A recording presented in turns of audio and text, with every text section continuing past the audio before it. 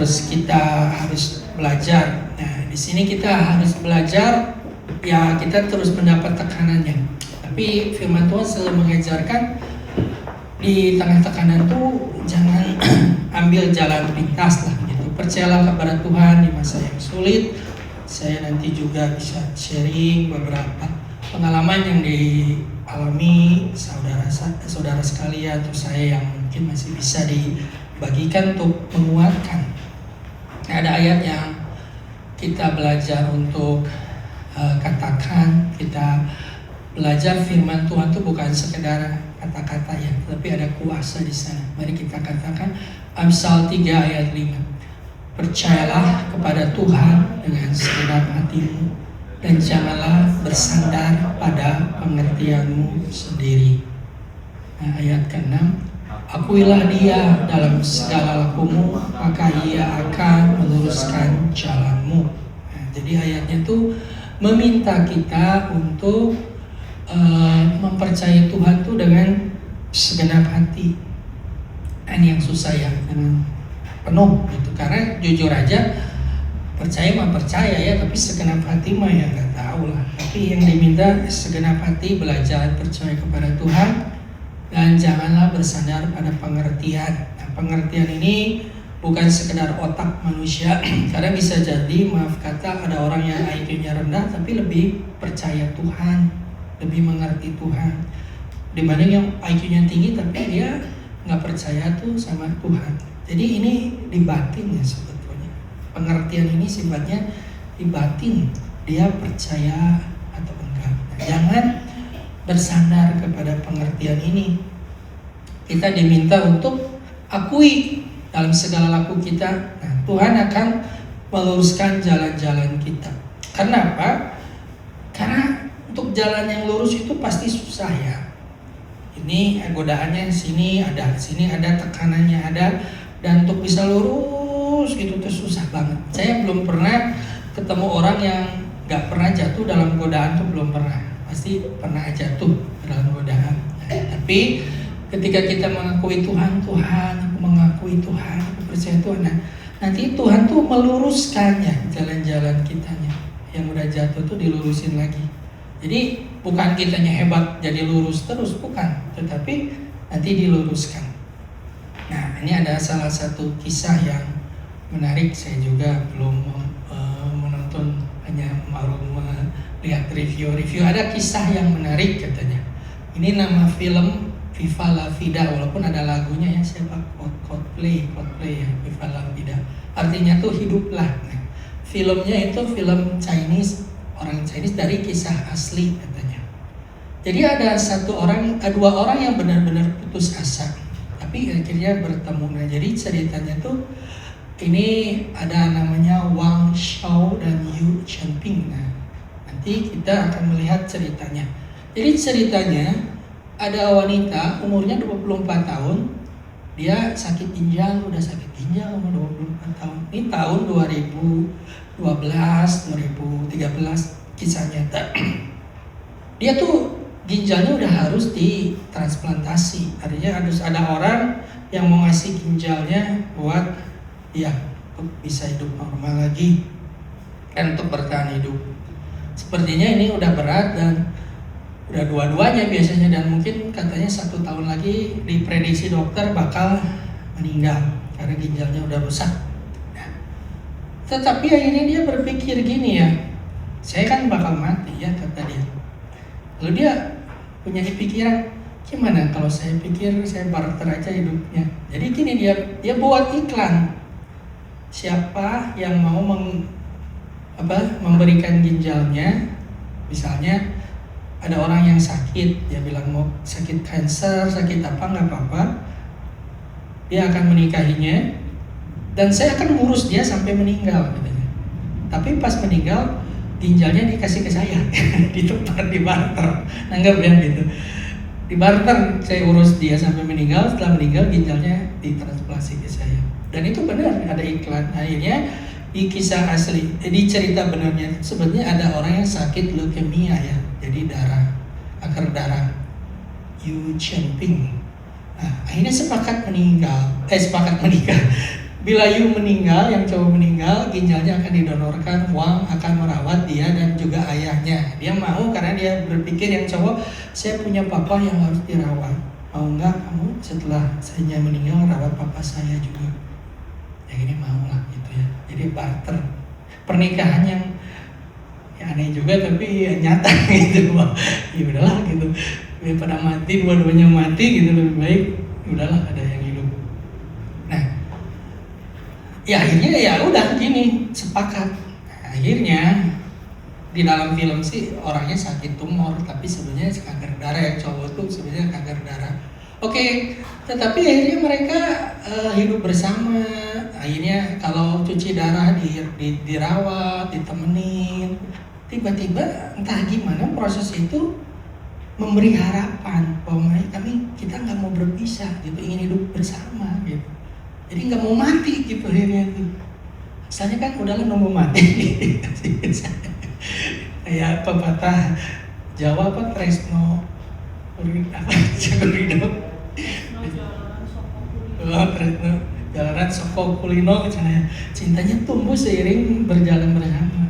Jadi mereka nggak mau itu untuk berpisah lagi, ingin hidup bersama. Jadi ya nggak boleh ada yang mati. Nah, akhirnya si wanita ini, aku nggak mau gitu hidup menggantikanmu. Aku tuh ingin hidup bersamamu. Waduh, jadi nggak mau lah gitu tuh. Kamu mati, saya hidup tuh udah nggak mau lagi. Gitu. Ya saya ingin hidup bersama kamu. Nah, akhirnya ya udah mereka berpikir kita harus bertahan hidup. Jadi cara berpikirnya berubah. Asalnya pragmatis, ya saya rawat kamu, kamu meninggal. Bahkan ada pemikiran kalau kita manusia kalau bisa cepat meninggal, cepat transplantasi kan ke saya. Tapi ternyata enggak gitu. Tumbuh si pengharapan. Akhirnya mereka ingin sembuh. Nah hubungannya asalnya pragmatis jadi perjuangan bersama katanya. Nah, akhirnya si cewek ini tuh jual bunga katanya. Ceritanya tuh jual bunga, lalu kisah mereka tuh disisipin di kertas, di card yang ada di bunga gitu. Jadi orang-orang yang beli bunga tuh baca, wah tersentuh dengan kisah mereka kan. Dan ini jadi kan karena udah ada medsos, jadi booming gitu, viral di mana-mana, orang mulai simpati dan ingin membantu. Akhirnya mulai datang donasi, akhirnya uangnya cukup untuk si cowok ini transplantasi sumsum tulang belakang nih jadinya. Jadi yang cowoknya tuh melakukan di kisah nyata, sekali lagi kanker darah di film kanker otak, tapi sebenarnya transplantasi sumsum tulang belakang. Nah akhirnya sembuh si cowok ini, bisa gitu, sukses si operasi sumsum tulang belakang. Kan jadi dilema ya. Nah sekarang ginjalnya kan nggak mungkin bisa dikasih ke yang cewek gitu, udah sembuh. Gimana? Nanti kan si ceweknya bisa meninggal, sekarang gantian yang cowoknya, aduh harus kehilangan yang cewek ya. Gara-gara dilema, saling dilema. Sampai akhirnya karena mereka terus berjuang, barulah anehnya mujizat terjadi. Dokternya bilang ginjal kamu jadi nggak usah perlu ini lagi katanya, nggak perlu diangkat, bisa membaik katanya. Dan sampai hari ini kan 2024 film ini orangnya masih hidup kalau nggak salah, 20 tahun sekian masih ada gitu. Dari 2014 hidup, dua-duanya hidup. Jadi mengubah ternyata gitu. Ini dari kisah nyata yang asalnya pragmatis, adalah saling transaksional mereka bertahan dan baik. Di sini kita belajar ya bahwa ya keadaan yang sulit, keadaan yang apa tuh bisa berubah gitu sebetulnya, bisa diubah, bisa berbeda ceritanya kalau ada orang yang di dalamnya isinya apa gitu, ada kasih, ada pengharapan, ada saling mendorong, saling, itu yang nyawa dari keluarga kan, itu kan nilai-nilai seperti itu hidup akhirnya. Nah ini cerita yang menarik lah gitu. Akhirnya mereka belajar menjadi alasan bagi yang untuk hidup, tetap hidup buat orang lain gitu. Saya nggak mau mati buat dia gitu. saya harus tetap hidup. Nah, masing-masing kan hanya ini jalan keluar lah, supaya buat cowok papa saya ada yang ngurusin, buat cewek saya dapat ginjal dari yang cowok gitu. Itu gitu aja. Akhirnya berubah keadaannya. Nah, tekanan itu pasti ada. Saya nggak bisa bilang nggak ada. Tidak hanya akan menguji ya kekuatan kita, tapi tekanan juga menguji siapa yang kita percaya. Kalau tertekan pasti minta tolong siapa. Pasti begitu, uang atau apa, atau siapa yang saya percaya, pasti dikasih tekanan dan ujian ini. Sandaran kita itu akan mulai kelihatan siapa. Nah, saya sedikit cerita nanti. Nah, tekanan juga pasti mendorong kita tuh pasti mengambil jalan pintas yang cepat supaya keluar dari tekanan itu apa gitu. Karena orang tuh nggak suka tertekan dan pengen keluar dari tekanan itu biar nggak tertekan lagi tuh. Apa caranya gitu ya? Di hidup hari ini uang cepat tuh gampang hari ini. Kalau dulu tuh susah, misalnya harus punya aset, harus punya jaminan. Yang cicinya Cileli itu kerja di PPR ya, PPR kredit. Nah, dia juga nggak bisa kasih uang gitu aja katanya. Dan sekarang kredit tuh lagi jarang orang mau ambil kredit, katanya udah sampai 50% waktu terakhir ketemu tuh berkurangnya. Ya dia juga harus ngasih jaminan dong, nggak bisa ambil uang. Tetapi di sekarang enggak, gampang. Gampang. Modal KTP, bahkan KTP orang lain juga bisa sekarang. Itu kan terjadi di daerah mana petani-petani itu dimintain KTP-nya sama bank BNI kalau nggak salah, maka kepala bank BNI dibilang akan ada bansos atau apa, itu bantuan, dikumpulin si KTP, ternyata bukan, dipakai buat pinjol ya. Si KTP petani ini dipakai buat pinjol sampai yang mungkin jumlah totalnya bisa puluhan M atau MM-an, udah pasti udah banyak ya, ratusan petani MM-an atau puluhan M. Akhirnya si petani tiba-tiba ada tagihan, lah pinjam juga enggak katanya ya, kepala banknya yang nggak tahu kasus akhirnya di mana ya, pasti ini diperkarakan. Tapi uang cepat gampang hari ini tuh, nggak kayak dulu gitu, gampang banget sekarang mah. Di semua sisi, keputusan yang lahir dari panik, udahlah ambil keputusan ini. Banyak ini, biasanya yang saya pernah dengar cerita tuh orang yang baru putus juga kan, relasi yang salah karena kesepian, tiba-tiba siapa aja yang saya mau kamu, ya udahlah gitu, nggak mikir lagi. Karena dia udah gampang, itu udah sering dengar cerita seperti itu. Ya mau nikah nggak jadi, ya tiba-tiba ada orang udahlah sama saya, dia udah nggak mikir, ya udahlah gitu, nutupin kekecewaan, kepahitan, ya udahlah asal ada solusi lain. Nah, itu ada terus seperti itu. Solusi instan yang tanpa mencari Tuhan, dan tekanan itu sering mendorong orang mengambil jalan pintas. Ini tuh makin hari tuh makin real. Semua sisi di semua sektor tuh sangat mudah untuk mengambil jalan-jalan keluar yang mudah. Sangat-sangat mudah di semua sektor. Udah saya bilang, zaman dulu tuh misalnya di dalam hal yang susah aja ya, kayak pornografi aja orang tuh harus berusaha dulu tuh. Sekarang nggak usah ya, tiap hari disodorkan, diiklankan, jadi di mana-mana aja udah. Hal itu tuh udah sangat-sangat gampang. Nah, tetapi ini yang dialami Tuhan Yesus ya. Jika engkau anak Allah, perintahkanlah supaya batu ini menjadi roti. Dia udah jelas-jelas tertekan 40 hari itu nggak makan ya, puasa, lapar banget udah pasti. Sangat logis kalau ada orang yang nawarin makanan tuh udah nggak mikir sebetulnya, ya udahlah gitu. Langsung ditahu. Iblis itu pinter ternyata saudara, dia tuh nawarin yang memang menjadi kebutuhan kita. Iblis tuh pinter.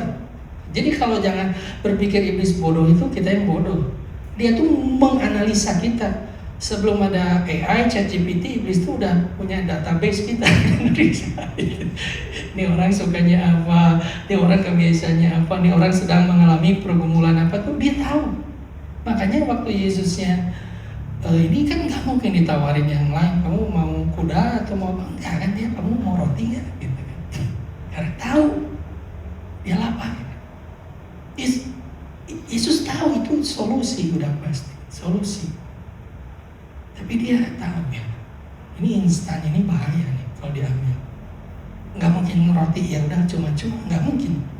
Pasti ada jebakan iblis di balik itu. Nah, semua kita akan ngalamin solusi-solusi instan dalam hidup hari-hari ini.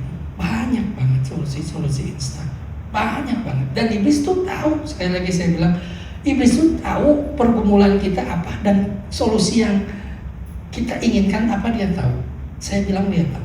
Makanya ketika iblisnya gagal, Alkitab mencatat, lalu iblis mengulurkan diri dan mencari saat yang tepat untuk kembali mencoba Yesus. Nah, iblis itu nggak sporadis, dia tahu saat yang tepat. Makanya dalam hidup kita, kalau ada orang lagi berduka, orang lagi ngalamin tekanan hidup, itu tuh waktu-waktu krusial dalam kehidupan orang yang bisa belok orang itu. Bisa belok.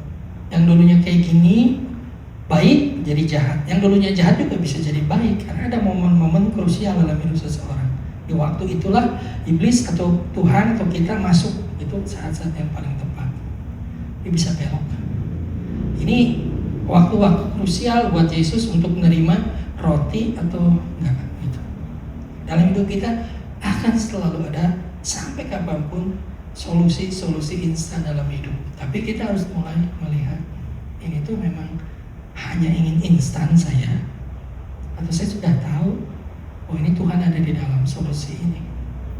Kalau enggak berat, panjang urusannya biasanya. Nah, sesuatu memang bisa terlihat benar, tapi caranya belum tentu dari Tuhan ya. Seringkali yang dari Tuhan tuh juga sulit. Nah, saya mungkin sampai sharing ya. Kan ada Katia yang Bapak. Nah, saya Ko Guston, Ko Efri, sama Katia mulai ada kerjasama.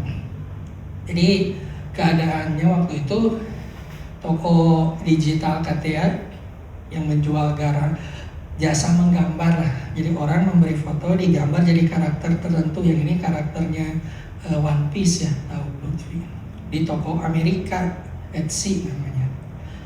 Tapi keadaannya waktu itu ada kesalahan yang Katia kurang tepat, biaya yang dia kenakan untuk printing itu terlalu murah.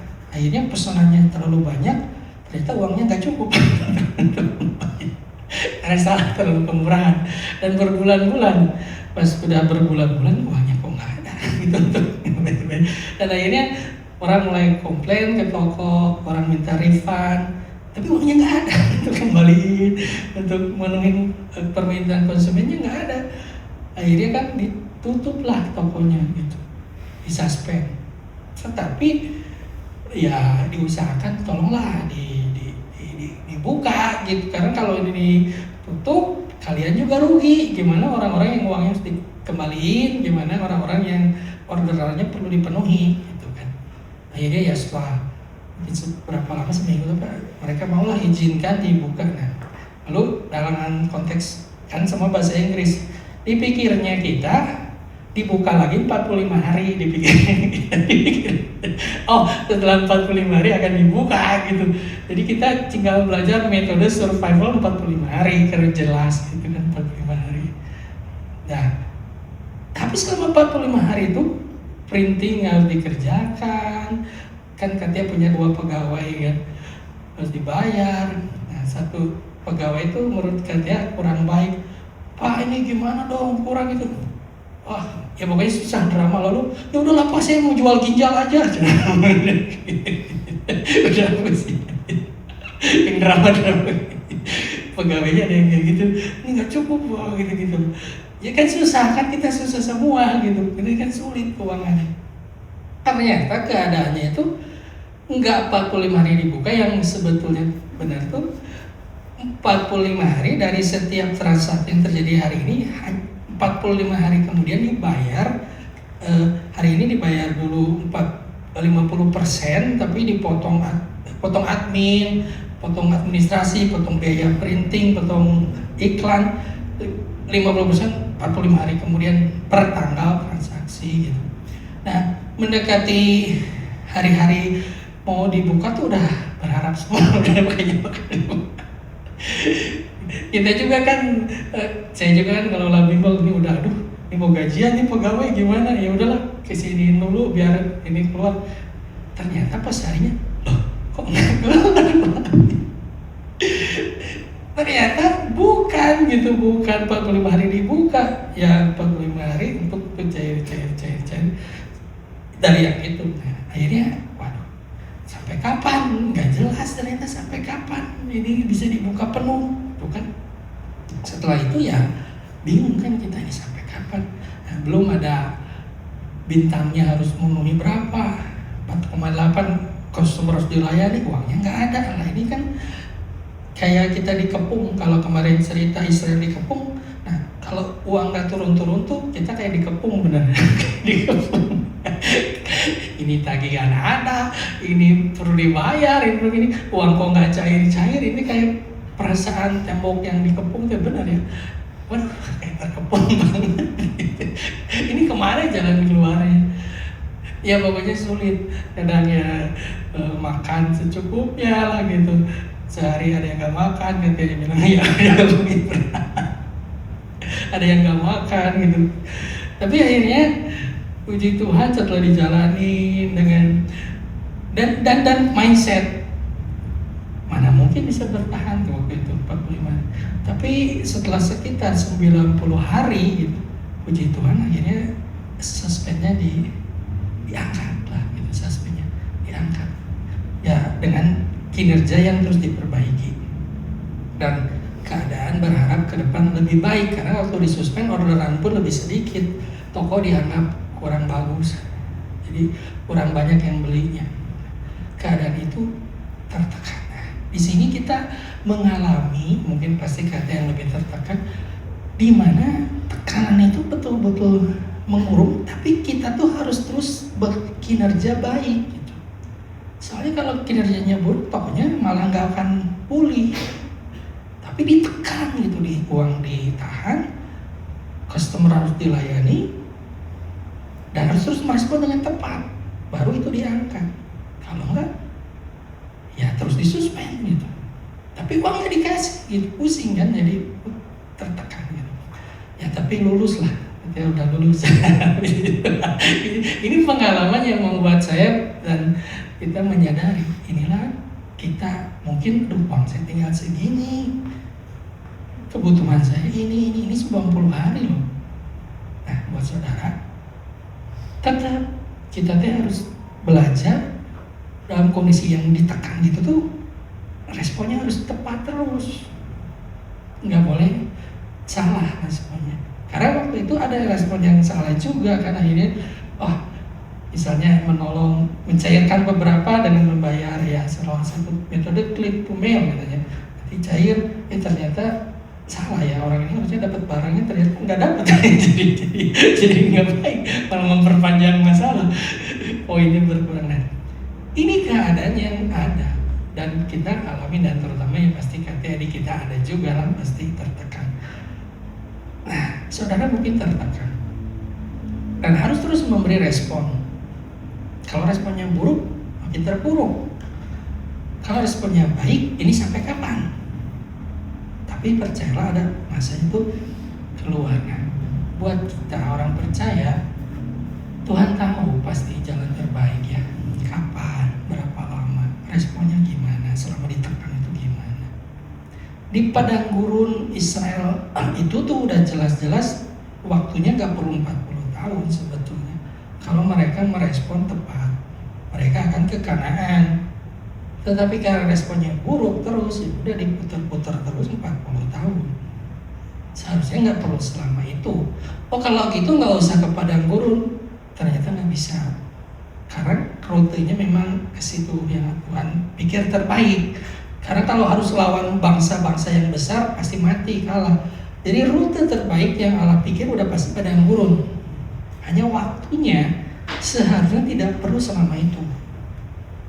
Perlu mungkin anggaplah 7 hari, 10 hari, 14 hari, itu paling lama sebulan atau 40 hari udah ke Kanaan. Kalau merespon dengan benar ketika di padang gurun, cukup 40 hari bisa ke Kanaan.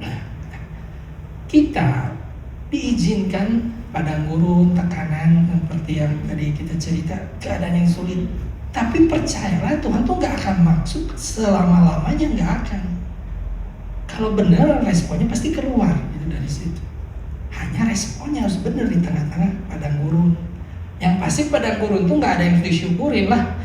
Tanah gersang, panas, haus, bosen makan roti terus. Mana nggak ada yang enak-enak. Nggak ada yang bisa disyukuri secara logika. Di padang gurun tuh nggak ada aja.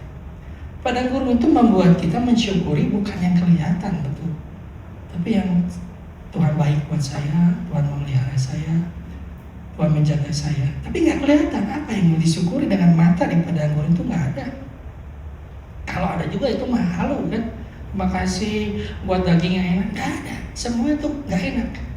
Tapi padang gurun itu membuat kita mensyukuri Tuhan menjaga kita, Tuhan memelihara kita. Buktinya di padang gurun tetap hidup. Buktinya di padang gurun pakaian saya nggak rusak. Nah itu fungsinya.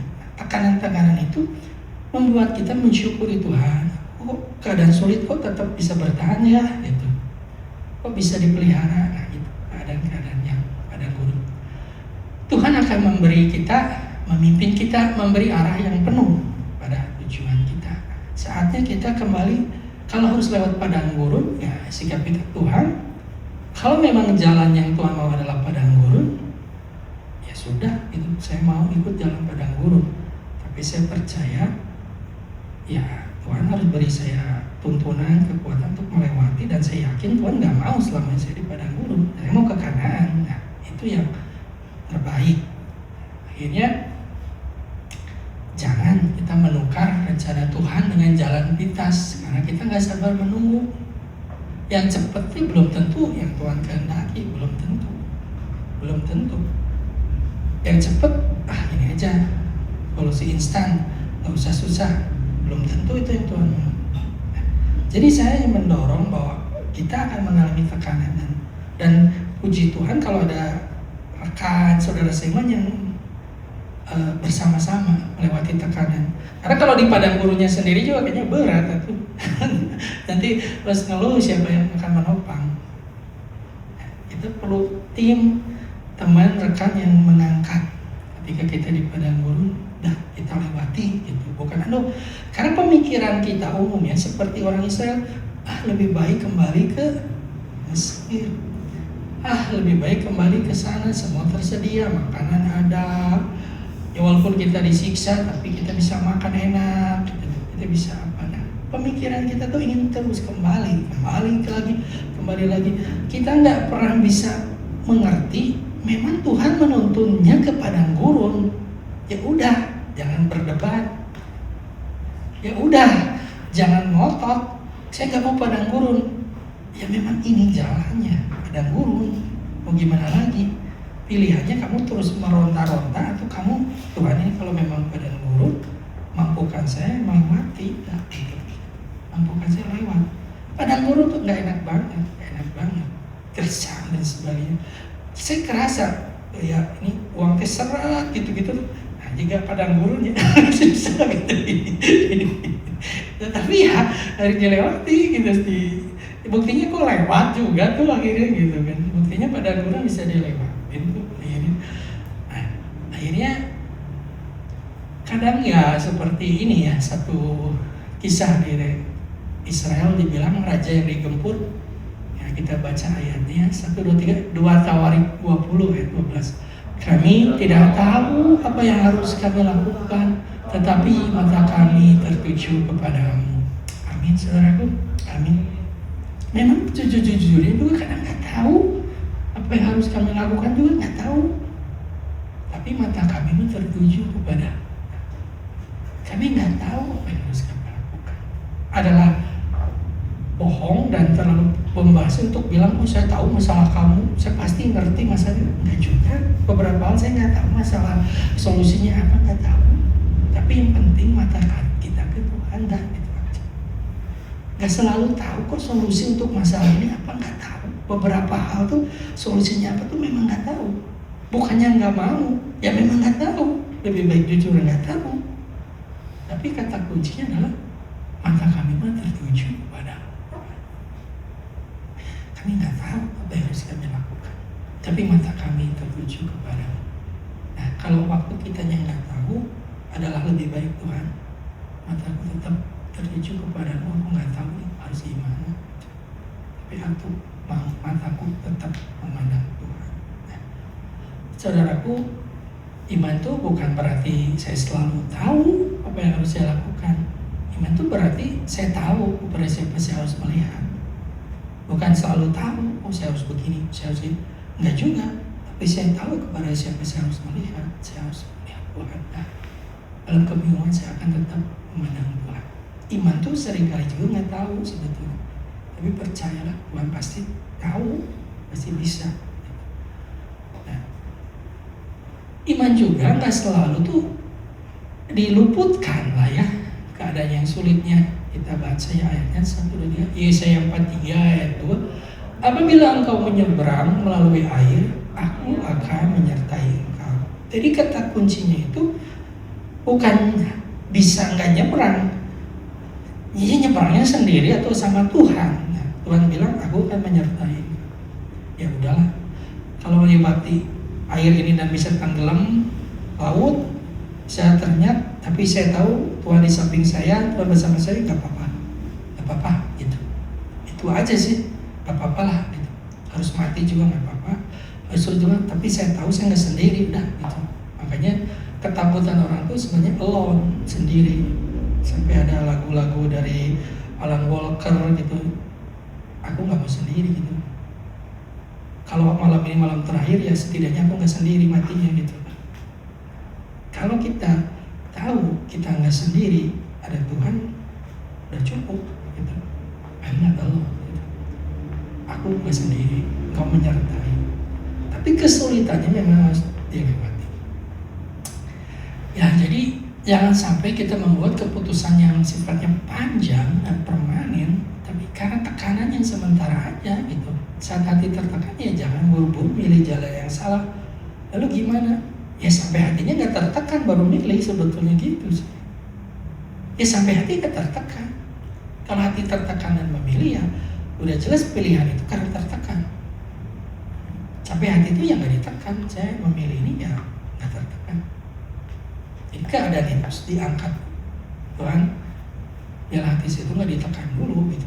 Sekali lagi padang gurun siapa yang suka, tapi akhirnya kita mau nggak mau harus melihat.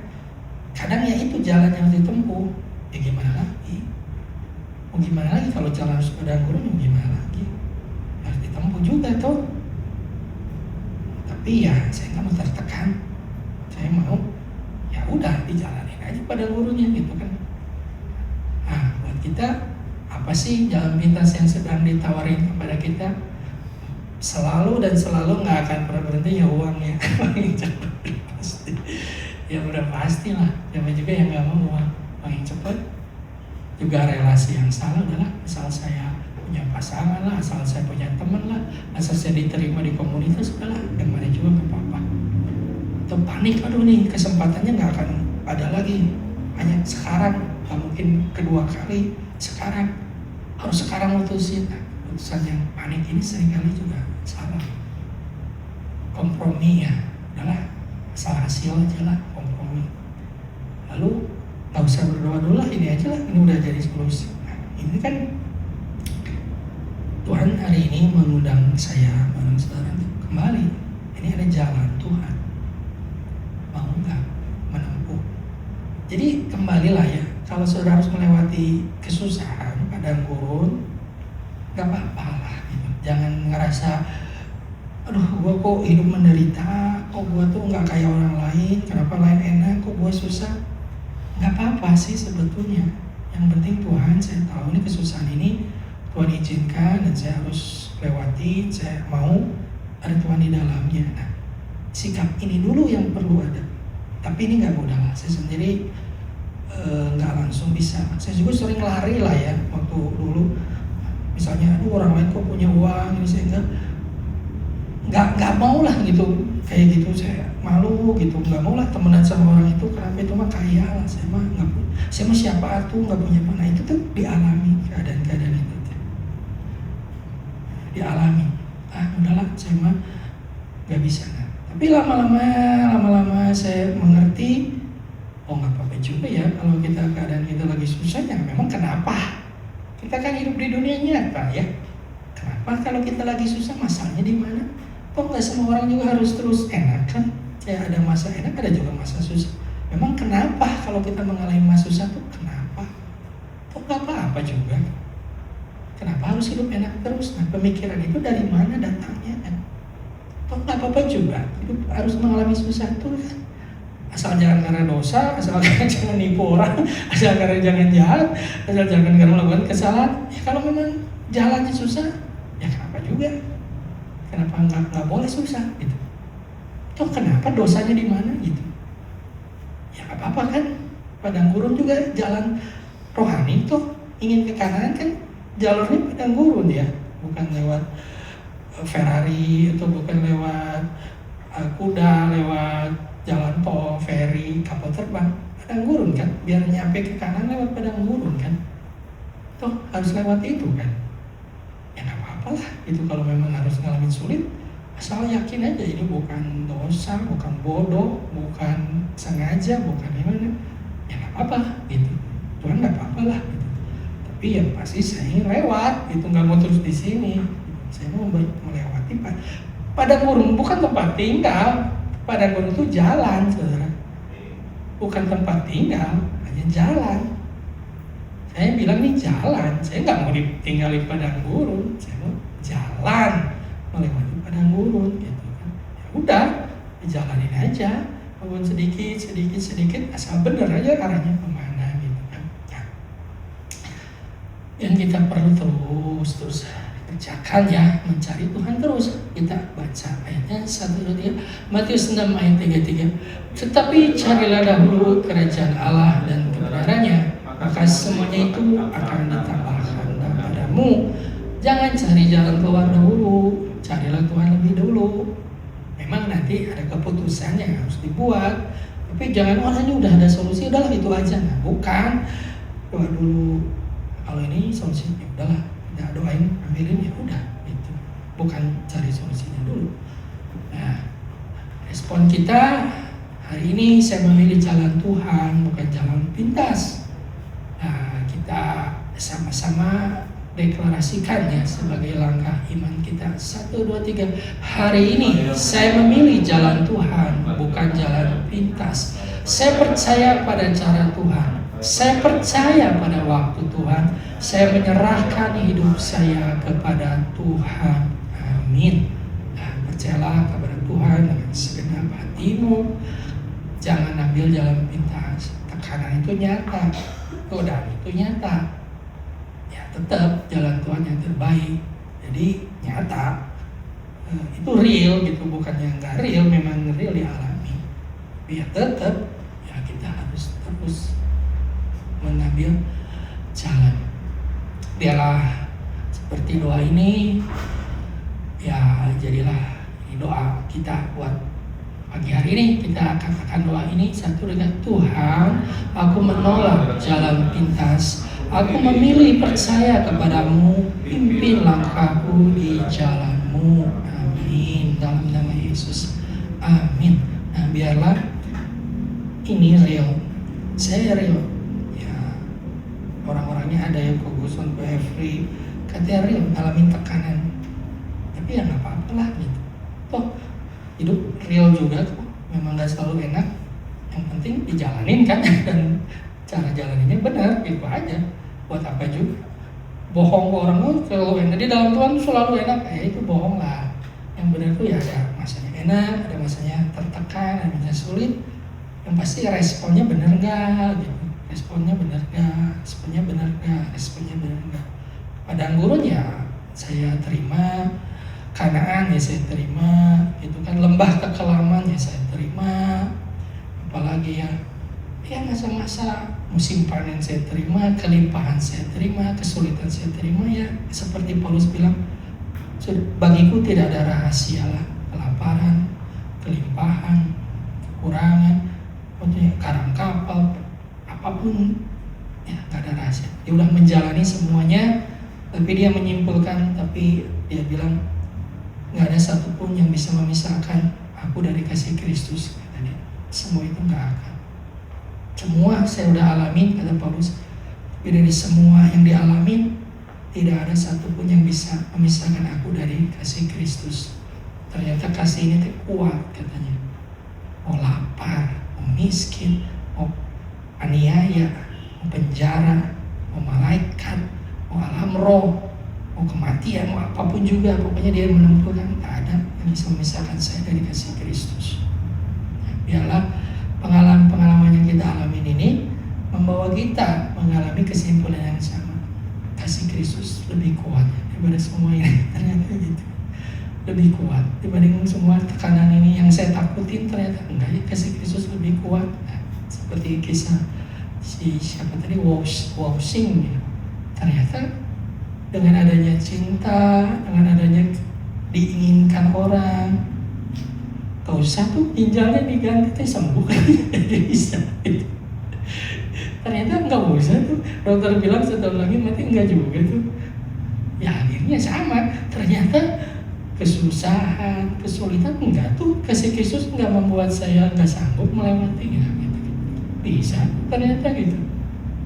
Biarlah kita hidup dengan sikap seperti saudaraku, dan kalau kita mengalami kejatuhan, tekanan, saran saya ya biarlah matanya memandang Tuhan, harapannya kepada Tuhan, janji Tuhan. Dia bilang, aku akan meluruskan jalan-jalanmu, yang belok-beloknya dilurusin, jadi lurus. Aku akan meluruskan jalan-jalan. Asal sikap hatinya. Amin, saudara. Dan kita bangkit, kita berdoa ya, kita bangkit. Bapa kami